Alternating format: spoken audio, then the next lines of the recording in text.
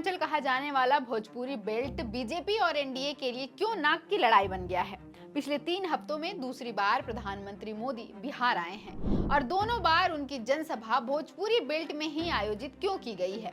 वह कौन सा खतरा है जिसकी वजह से भारतीय जनता पार्टी ने बिहार चुनाव की रणभेरी बजने से पहले ही अपने सबसे बड़े चेहरे को बिहार का पूर्वांचल कहा जाने वाला भोजपुरी बेल्ट में उतार दिया है। बीजेपी शाहबाद के इलाके में क्या हासिल करना चाहती है?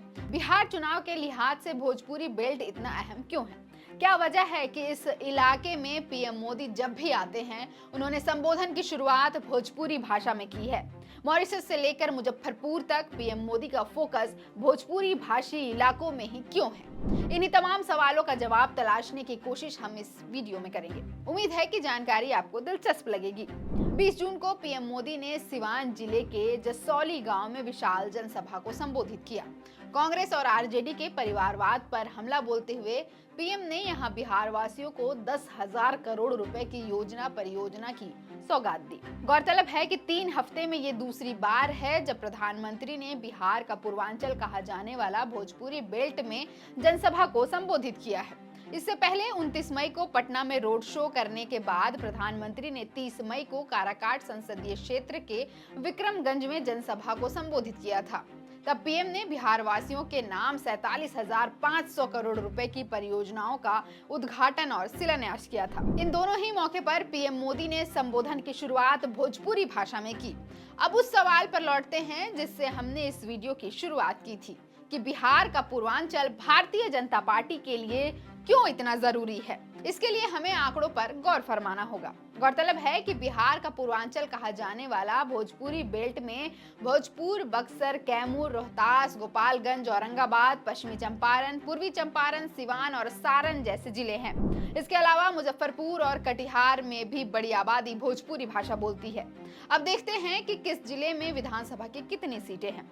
निर्वाचन आयोग से प्राप्त आंकड़ों के मुताबिक सिवान में 8, सारण में 10, गोपालगंज में 6, भोजपुर में 7, बक्सर में 7, कैमूर में 44, रोहतास में 7, औरंगाबाद में 6, पश्चिमी चंपारण में 9 और पूर्वी चंपारण में विधानसभा की 12 सीट है। भोजपुरी बेल्ट के इन 10 जिलों में विधानसभा की 73 सीट है। मुजफ्फरपुर और कटिहार को मिलाकर भी इन 2 जिलों के विधानसभा सीटों की बड़ी संख्या है। गौरतलब है कि 2020 के विधानसभा चुनाव और फिर 2024 के लोकसभा चुनाव में न केवल भारतीय जनता पार्टी बल्कि पूरे एनडीए गठबंधन को इस इलाके में भारी नुकसान झेलना पड़ा। पिछले विधानसभा चुनाव में बिहार का पूर्वांचल आरजेडी और उसके सहयोगियों के लिए बेस साबित हुआ। आरजेडी गठबंधन ने यहां की 73 में से 45 सीटों पर जीत हासिल की थी।